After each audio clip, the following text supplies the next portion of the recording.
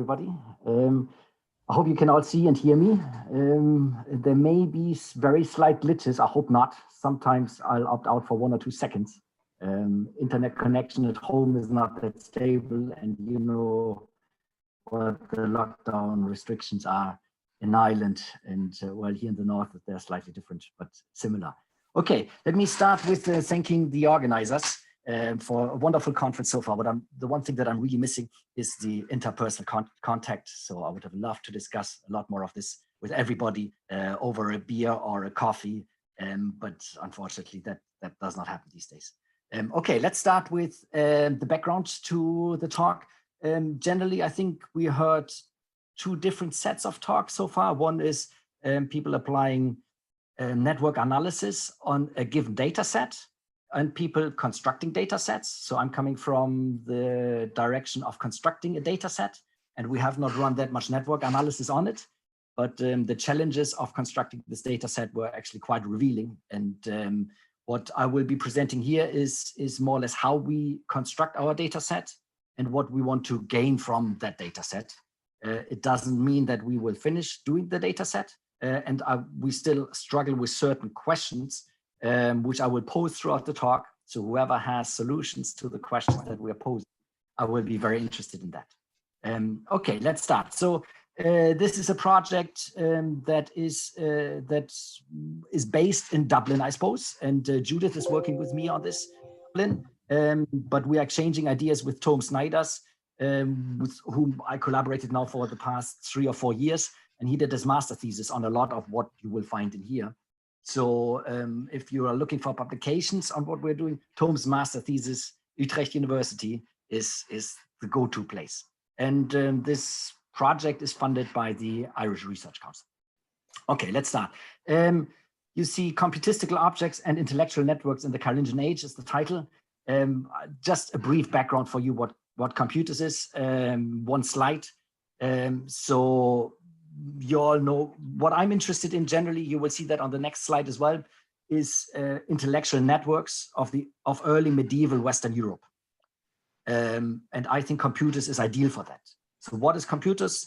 Very briefly, with the fall of the Western Roman Empire, secular institutions were replaced by the rapidly developing monasteries as the centers of learning.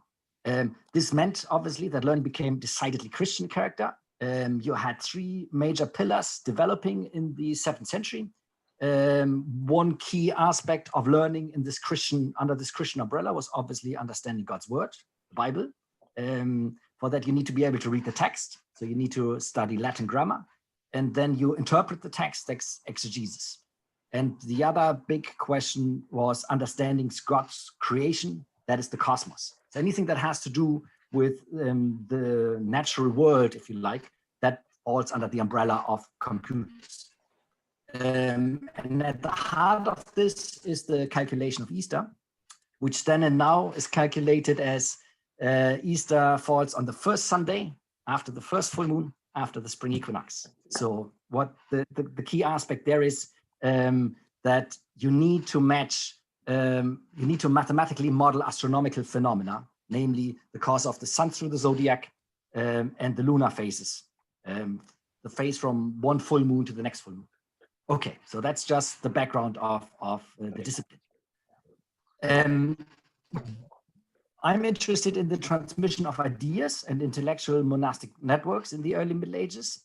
So why is computers ideal for such studies? So we saw networks relatively disconnected from space and time. I really liked Liu's talk where he could map the inscriptions. So what we think computers has an advantage over other subjects, say like grammar or exegesis, is that we can usually date texts. So quite often the author uses calculation examples for the Janus presence. If you want to know on which day Easter falls, take our present year 756 as an example, this type of thing. Plus, Easter tables are quite often used also as a key tool to date manuscripts. And you see an example at the right here. We can place text as well. quite often in these computus manuscripts because they contain calendars. Calendars usually show local biases, which usually help us to place them. So I think computus manuscripts are ideal for dating and placing manuscripts and text, and there with the thought therein. The other really important aspect is that computus did not exist in late antiquity. It's a new subject. Because it's a new subject, new ideas develop in various regions with regional characteristics. So we are interested in the transmission of Irish thought, for example. We can map that if we can identify this local layer. And we do that with Visigothic and Irish. So this is why we think computus is an ideal subject to do that. Okay, our data corpus is basically 500 computistical manuscripts before 900. We want to be as comprehensive as possible. So every computistical manuscript up to 900, we want to record, list first of all. All of these are fortunately tentatively dated and localized. Obviously not ideally, but we'll have two big selections. One is Lois Codices Latini Antiquioris. You heard a lot about that already yesterday. A project, first publication 1933, last publication 1992. That was followed by Bischof's catalog for the manuscripts up to between 800 and 900. So we now have a good overview of Latin manuscripts between 1933, from the beginning of manuscript writing up to 900, really. And we'll rely on their dating and placing of texts. The dating, what we will provide in the catalog is we will give the cataloger or researcher an idea of all computistical dates in any of those manuscripts. Some of them are obvious, Easter tables, others may be hidden, and the algorithms will record them all. So that may be a help for other researchers. Okay, and obviously lots of these manuscripts become much more readily available now through digitization. And every manuscript we put on that we'll catalog or that we'll list and catalog, we have seen ourselves. So it's not reliant on catalogs. And what we try to do then is to map this. This is the Atlas of Early Printing as an example of what we want to do.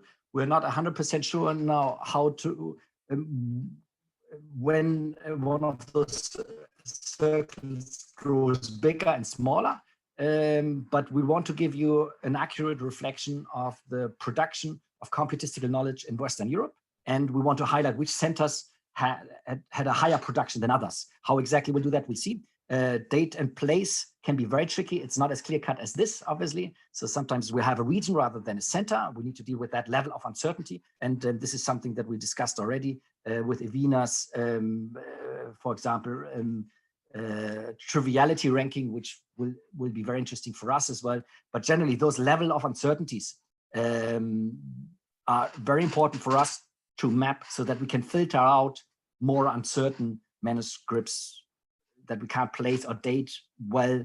We may be able to filter them out. Okay, what do? We have these 500 manuscripts. The first thing we'll do is something like this. The color is gone here, unfortunately. I'll edit that out, unfortunately. So just as an example, this is Valenciennes Bibliothèque Municipale 174. We're not interested in the known texts. Beats, text, for example, we will record them, but we will zoom into this, what we label CompCar. This is a compilation of computistical ideas, formulae, and so on at that center. So there's a choice made at that center, and that's what we are interested in. And they obviously record older texts as well, like Beat, for example. So once we zoom into what we call CompCar, then we are interested in the individual objects in that section. So we break those sections down into its objects, what we call objects. And you see an example on the right-hand side. This is a BNF manuscript where you can see the individual objects quite clear cut in this example. So I'll have red brackets for what constitutes one object. That can obviously also be tables. So this is what it looks like when you have columns and tables and the rest of it. Everything in the red box is one object. Okay, so this is how we would break it down. Now we need a typology for these objects. How do we label them? That's the next step. We need to get away from standard terminology of textual criticism.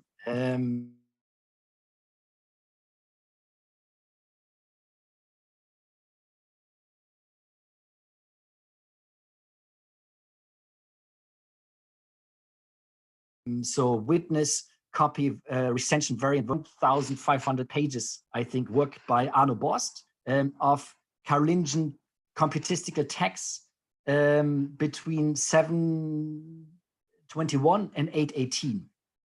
Treasure trove, absolute fantastic. But the way that he deals with text is he assumes an original, and then he collects all of the objects that are in this original and where they're recorded afterwards, which gives the impression that thought radiates out from these master documents. Not the way it worked. So the way it worked really is that these objects were floating around an algorithm for how to calculate the weekday of the 1st of January. That is something that's just floating around and does not necessarily need to come from the master document. So we need to find a way of labeling those objects and then trace them.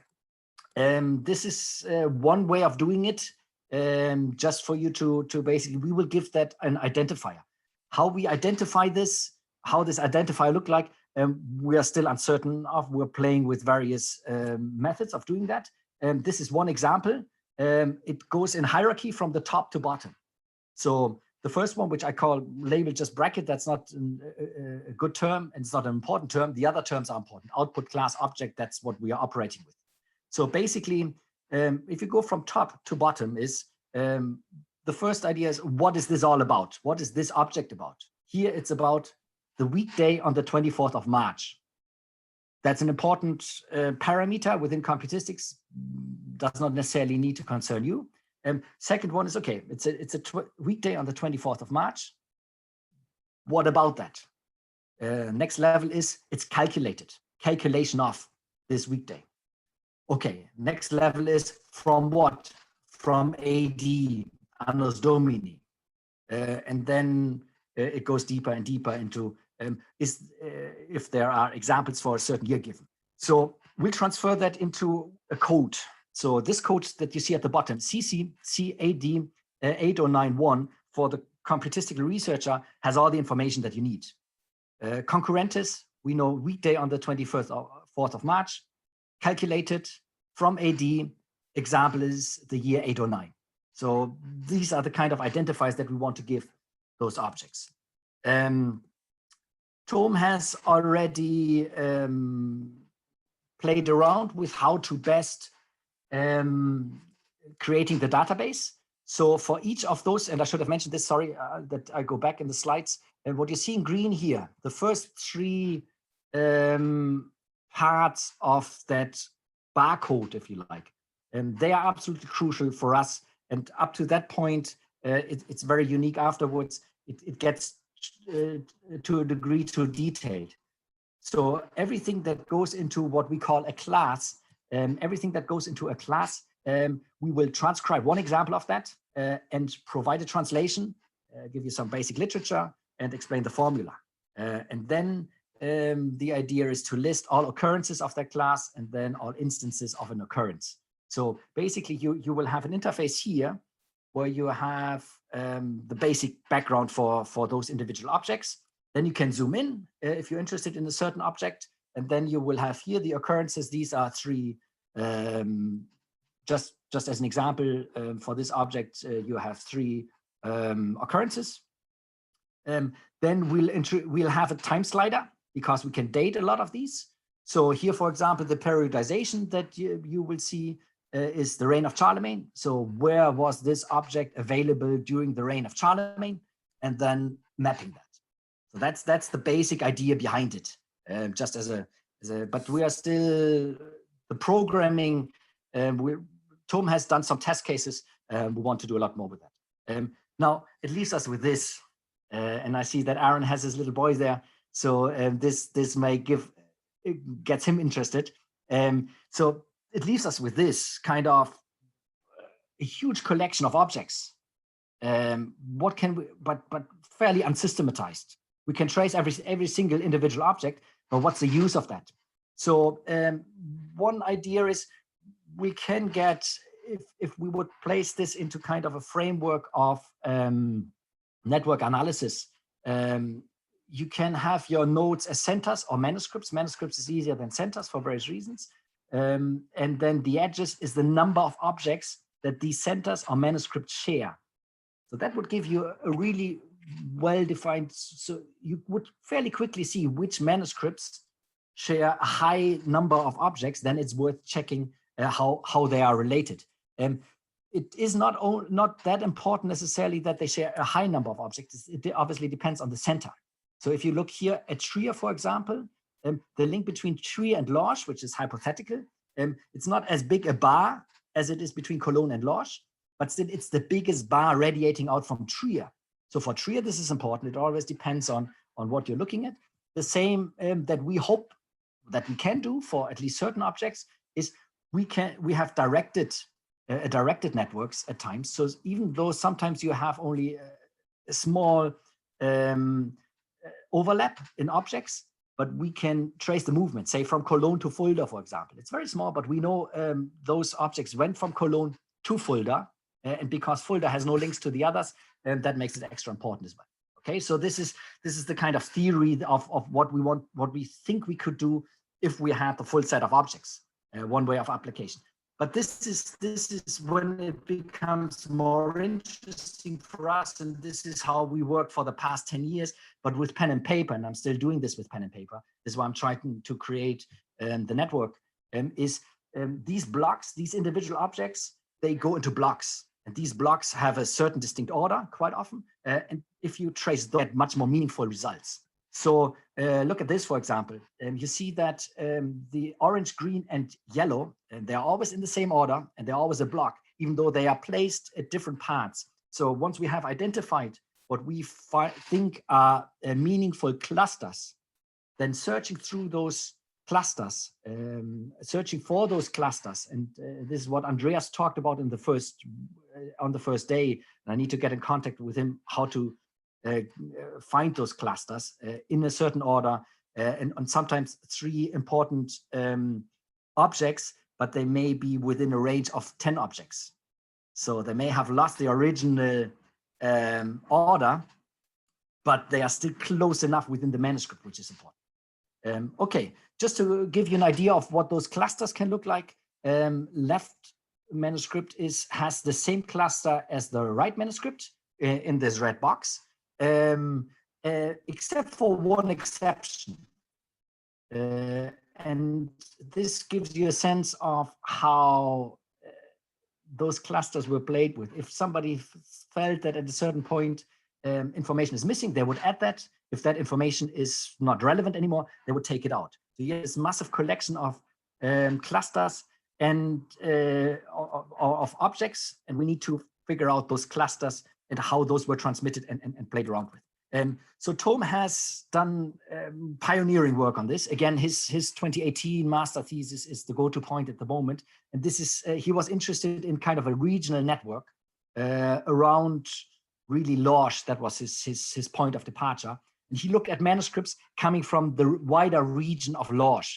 Obviously, that neglects the possibility that thought could radiate out from Cologne to Fulda, and then comes from Fulda to Lorsch, and Fulda is not part of this network. So we really need to do it on a global scale, but again, this is the pioneering first step. Just to give you an idea of what we think we can do with those macro cluster analysis, and those are the ones that we always do with pen and paper anyway, because they are easier to spot, right? So just look at there are 5 manuscripts here, and look at the green number. So the first Vatican manuscript, Reglat 141, has 60 computistical objects. It has a little bit more, but this is the cluster that I'm interested in. Of these 60 objects, the next manuscript, BNF Lat 894, has 51 of those 60 objects. And then the next manuscript, Lat 2183, has 46 of the previous 51. So we see they share the same objects. Which makes me then think I need to look into the relationship between those manuscripts. And then saying this, the two St. Gall manuscripts at the bottom, they actually have all of the 60 objects that the initial Vatican manuscript had. Okay, so this is the overlap in objects. Now the beauty of this should also show you how the dating is important. What we have here is 3 versions of update of these clusters. The original one was written, this is the blue now. The original one was written in 802. The next one, it was updated the year afterwards. and then updated in 810 again, in 810 again. It gets dispersed. This is now the orange from Saint-Denis, where it was initially constructed. And I think all three versions, and I think I can prove that all three versions were done in Saint-Denis. And then from Saint-Denis, it radiated out one to the Loire Valley, and also to St. Gall. So if you map this, this is what it would look like. And this is obviously more historical information that I have already added to that, if you like. So I think I can prove that all three versions were produced in Saint-Denis, which is the dot under Fadulf. So from Saint-Denis, in Saint-Denis, there was an update done in 810, and it has reached St. Gall before 816. This gives us a very interesting time window that between 810 and 816, this cluster must have moved to the Bodensee region, right? The Lake Constance region. So we can date channels of transmission. Here it's the link is very suggestive, because Waldo of Reichenau becomes abbot of Saint-Denis in 806 and remains abbot, I think, until the 820s. So he creates that natural link. Okay, then you have the other arrow is down into the Loire Valley. So in the Loire Valley, you'll have this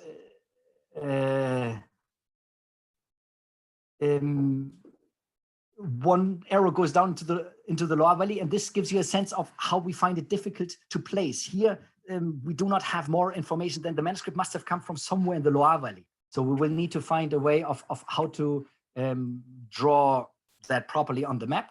And obviously, but what is interesting here is, I think I can prove that there's a channel that goes out from Saint-Denis to the Loire Valley between 803, this is when the update that moved to the Loire Valley was written, and 810, rather than the date of the manuscript, which you see on the left. The manuscript itself is written at the end of the 9th century. But I think that this version of 803 must have arrived at the Loire Valley before 810, because this is when the next update was done, and you would have copied a new, you would have sent the new update after 810 rather than an earlier version of that. So what I'm trying to say with this is, we hope that we can map and date a lot, obviously not everything, but we can create channels, I think. So here, for example, I think you can prove a channel of transmission from Saint-Denis to the Loire Valley between 803 and 810, and from Saint-Denis to the Bodensee region between 810 and 816. So this is the kind of ideas that we want to get out of this. All of this is now modeled on what I would call a rather macro analysis. All 60 objects, where do they have the greatest overlap with other manuscripts? Then I look into those manuscripts and I see what I can get out of this. Now, 8 of these these 60 objects fall into various clusters. And each of these clusters is interesting of where did Saint-Denis get their ideas from, right? So one cluster is very peculiar, and that is a cluster that deals with the Byzantine Annus Mundi, which is very rare. And it also gives you already a flavor of how we can trace regional influences in Carolingian Europe through that. So there are only these, I think it's 12 manuscripts before 900, computistical manuscripts that have the Byzantine Annus Mundi. The manuscripts that you see here highlighted in yellow, they all come from this region that I would define as between Seine and Rhine.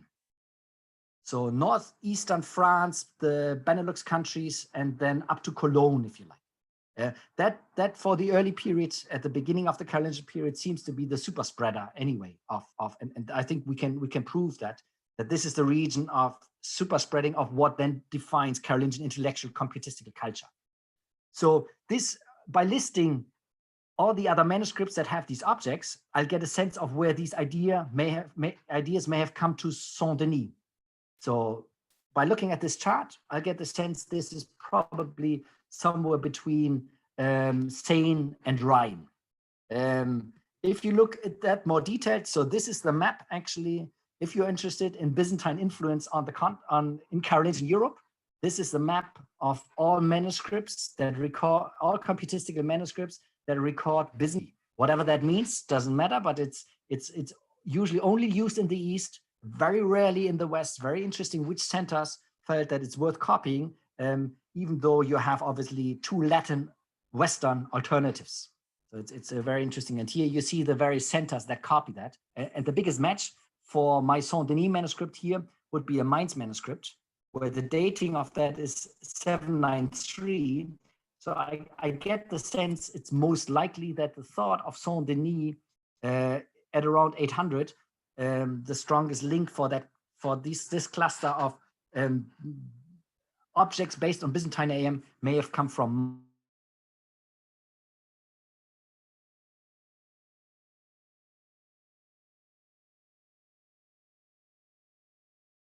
just where did those clusters come into Saint-Denis, but also then if from this original compilation of 60 computistical objects, smaller clusters survive in later manuscripts, if you like. And a beautiful example here is another Saint-Denis manuscript written in 859. And that manuscript only has I think 15 of the original objects copied from the original objects of the 60. So there was a selection made. From those 60 objects, only 15 remain relevant. So what happens here in Saint-Denis is that between 802, a massive encyclopedia was imported. Again, that encyclopedia, there are only 4 matches of where this may have come from. And again, it seems to be the Mainz, Worms, Trier region from where this may have come. And that encyclopedia was imported into Saint-Denis. It was felt that there are certain elements missing in this encyclopedia.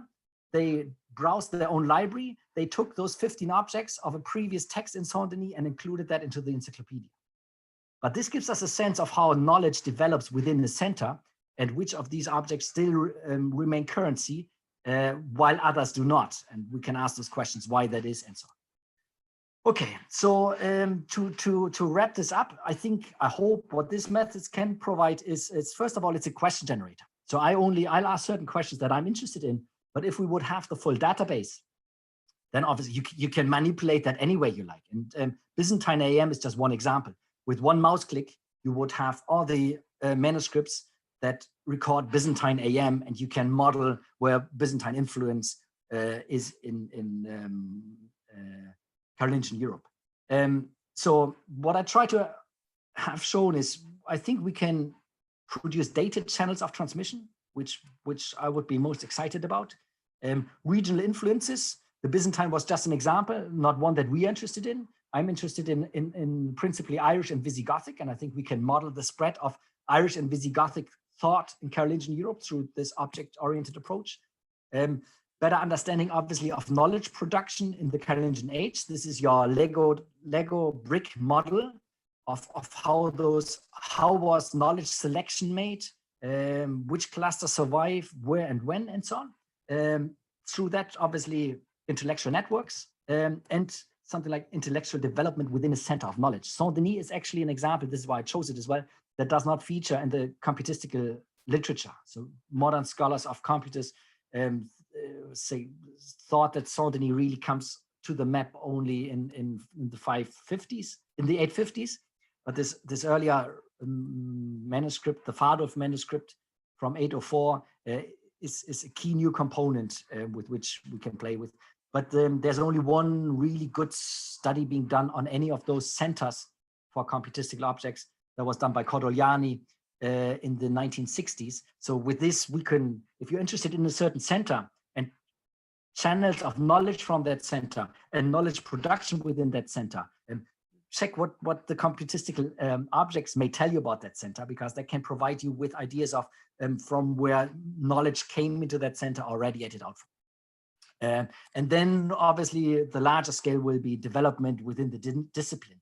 So if we would have all these objects, you can basically see how many tables do we have in the last quarter of the 9th century, how many tables do we have in the first quarter of the 9th century? And you will see that there would be an increase, I would estimate, from, say, tables being 20% at the beginning, and they will be 40% at the end of the century. And that gives you a sense of how there's a shift within the discipline from textual-based to table-based, which would be interesting. So these are the kind of things that I'm interested in, but the database would be question generator generally. I think there's a transferability. Prognostic texts are very similar to computistical texts. So if you are born on the 1st of January, and if that 1st of January was a Monday, then you will die. These kind of prognostications. Or if the 1st of January was a Wednesday, it will be a hot summer. These kind of elements are very like computistical objects. I think you can one could apply the same methodology. Medical texts quite often work within this object range. Poetry, shorter poems, and if each poem is a cluster, they're usually clustered together, checking the order and transmission and so on. I'm not sure if it would work also for diplomatics, for charters, which are very formulaic. If any part of that you'll define as an object, maybe it could be transmitted to hagiography. If you're interested, if the miracle is your object, turning water into wine, or in Irish hagiography, water into beer, and you want to see where that miracle occurs somewhere else in Europe, you could apply something similar, I suppose. But this is just ideas, and I'm constantly thinking about, can that be transferred or not? Any comment on that would be obviously very useful. To sum up, what we'll do, we can't do all of this. That's our biggest problem. What we'll do is we'll provide the catalog the way I described it, of all computistical manuscripts before 900, and with a special focus on the dating clauses within, because we hope that will help paleographers and other catalogers, because quite a few of those dating clauses were missed, which may give you a sense of when the manuscript was produced. We hope to provide you with a landscape of computistical knowledge production in which you can zoom in. So if you're interested in Saint-Denis, you click on Saint-Denis and you will get which manuscripts from Saint-Denis have computistical data. We'll provide you with a typology of what we call OOC, object-oriented cataloging. That's what I provided at the beginning.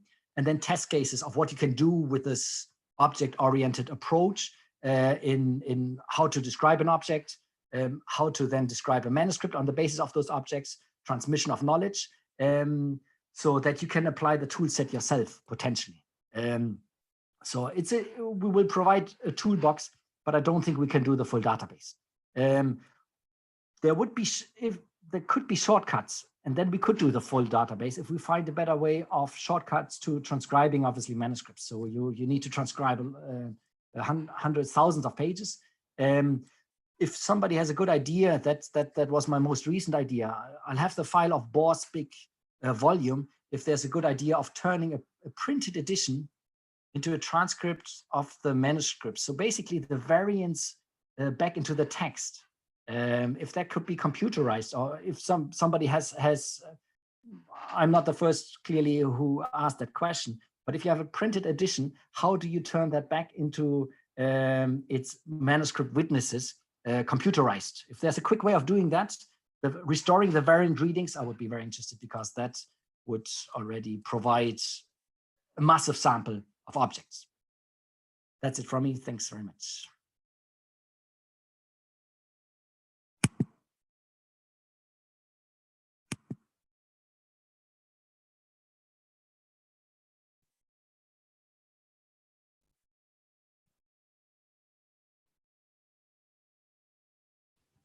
So thank you for your talk, Immo. I think we already have a first question from Margaret. Hi, so can you hear me? Yes. Very well. Hey, so thank you for that fantastic talk. I really enjoyed it. And the question, I think I know what the answer is going to be already, but one should never make such assumptions. I'm sorry, I should start my video as well as my, okay. The Carolingian period obviously has, compared to some other periods, a fairly limited amount of material. And I'm guessing if one tried to do something like this for the 12th century or the 13th century, there would just be way too much data to get a handle on. Do you know anybody, or would you yourself ever be interested in expanding in that direction? Yeah, massively. So I'm coming from the early Middle Ages, but the book I'm finishing at the moment, which should be with the MGH at the end of the year, is Hermannus Contractus, 11th century Reichenau monk computistical works, and I'm at that spread as well. But generally, there is a beautiful PhD thesis on Bavarian manuscripts dealing with the cosmos in the 11th and 12th century. That's by Michael Schonhardt in Freiburg. And what he has assembled all manuscripts from those regions. My biggest problem with the 11th and 12th century always is I don't have an overview of the manuscripts that are out there. Yeah. That's much easier to do before 900. Not because Bischoff would have recorded that. That's actually an important aspect to note. Bischoff had no interest in computers. If we could go through his catalog, he never noted really if it has Computistical in it or not, only sometimes Easter tables, but he wasn't interested in the rest. So compiling it for the early period is already quite a feat. You will have a lot of work to do with manuscript catalogs to do it on a global scale. But what I'm trying to say is on a regional scale, I'm very positive you can do it. Michael proved that you can do it for Bavaria, and that would give you a really nice starting point. Well, since my personal interest is in Iceland, Reichenau is actually as good as it gets, because there are Icelandic pilgrims recorded in the Bruderschaftsbuch of Reichenau. Great. So if you could maybe post the information about that thesis, so we can try and. I'll send it to you by email, and Michael has submitted it, so it should hopefully be in print towards the end of next year. But I'm sure he will. I will set you in contact with him. Oh, yes, please. Can I just since you mentioned recent theses about cosmological stuff, excuse me for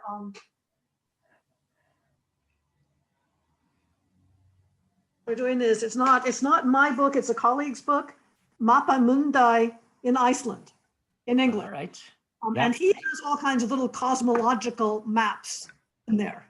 So now well, if you send me that reference in return, I think we'll have we start the communication from there. Yes, good. Okay, great. Thank you very much. Super, thanks. Thank you. There's quite a few more questions and we don't have so much time. So I will go in the order and perhaps we can stay here if you have questions for Immo during the break. So now there's a quick remark from Ina.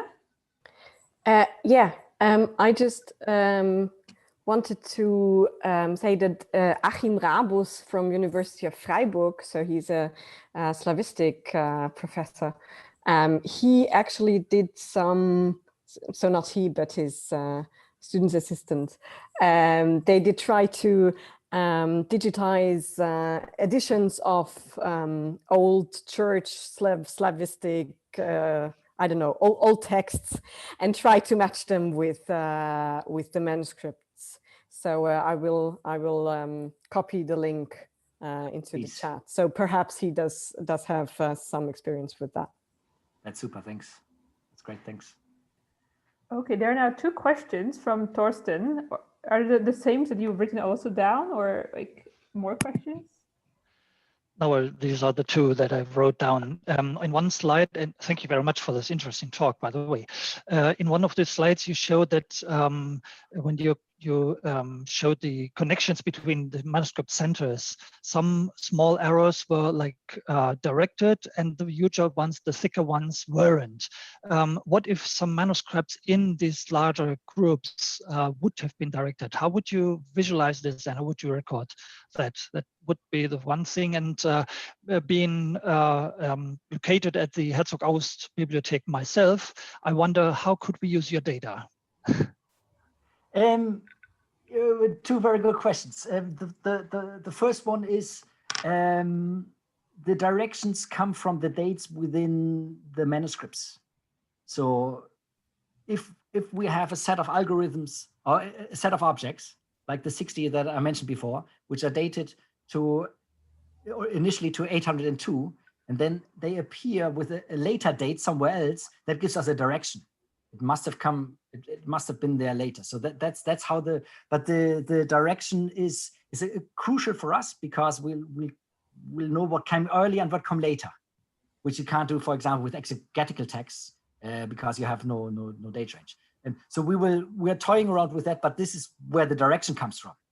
But you can't always do that. One of your manuscripts, actually, that's Weissenburg 91, is one of our key manuscripts, which has massive overlap with Cologne 103.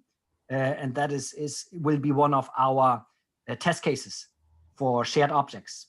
So I think at the moment I only have 2 Wolfenbüttel manuscripts, I think, in my list, but we'll hope to start the discussion with any library that's interested in that. And I hope that our catalog entry for each of your manuscripts may provide you with an avenue into that. And if you have more questions about your individual manuscripts, contact us directly. I think that's how we would hope the communication would start. So, but yeah, your 2 manuscripts, especially Weissenburg 91, very, very important for us. Okay, so we should officially now start the break. So I just want to encourage people who want to have a 10-minute break, like have enough time to stretch, to go and stretch. And I think I will just repeat the question of Isabel Dralen. I hope I pronounced your name correctly. To Immo, so 2 questions. So stay for the question if you're interested. Are you also working on the illustration and rotate? Did you tag them the same way as objects? And do you also include late copies of lost text dated before 900? Say the second one again, please. The first one. The second question is, do you also include later copies of lost text dated before 900? Yeah, well, this is the specialist talking now. Yeah, 2 really difficult aspects. Rota are more difficult to describe than tables. I think we came up with a solid method for tables. Rota, the problem is where you start reading the rota. So you are imposing your own view on that. So but they will be part of it. So many of the rota are actually quite easy to tag if it's about the seasons or something like that. But so they will be part of it. But some are more tricky because it depends where you start reading them. The entry point, which is easier on the table. But they are part of it. Second question. I slipped my mind again. So the question is whether you include texts which were produced before 900 but don't survive in pre-900 manuscripts.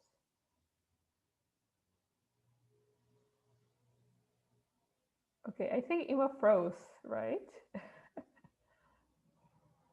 Yes, no, we don't, because we'll back now. Yeah. Okay, sorry. So we do and we don't. We don't record the manuscripts, but we are aware of all texts published, written before 900, even though they may be transmitted in later manuscripts. So we'll keep them as part of our, in the background for the idea of where ideas may come from, and they will be recorded for the individual objects. But we do not, manuscript-wise, we need to have a cutoff point, and we are missing a lot of connections through that, and we are aware of that. It's one of the big problems, but we need to stop somewhere. So we are more interested in being as comprehensive as possible for a certain date, and that's it. Oh, okay. Very much, Immo. Thank you for your answer. Okay. Oh, there are people asking questions. Okay, I would really want to suggest that we stop here so there's at least 5-minute break, really proper, and everybody has a time. Well, Evina, can you just leave the channel on? I'm happy enough to. Yes, the chat is on, so please do answer the questions in the chat I don't know whether you do want to have a break or not, but I suggest really we have a break now so that there's this 5 minutes and we have time to put on the slides for the next talk. Is it okay? So if you